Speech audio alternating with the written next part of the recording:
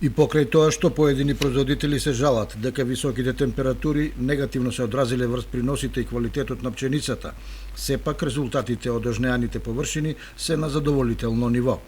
Земјоделските стручњаци предвидуваат дека просечните приноси ќе се движат помеѓу 320 до 350 килограми од декар, што се смета за добар род. На ниво на држава ќе се соберат над 260.000 тони пченица, што исто така е во рамките на очекуваното.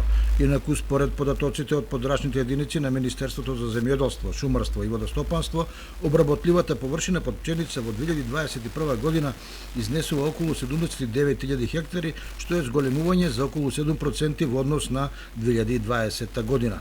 Во Кочанско летово жетвата на пченицата се одвива на околу 3000 хектари, на кои во полскиот дел се остваруваат солидни приноси, а во планинските реони тие се за 100 килограми по декар помали. Од Министерството за земјоделство, шумарство и водостопанство потенцираат дека го поддржуваат производството на пченица која е стратешки производ за нашата држава, при што преку програмата за финансиска поддршка во земјоделството се обезбедуваат субвенции од 12.000 денари по хектар за засејана пченица со сертифициран семенски материјал. Па сепак земјоделците реагираат на ниските откупни цени на пченицата кои ги применуваат откупувачите, односно мелничарите, а кои меѓу другото се последица и на неконтролираниот увоз на брашно.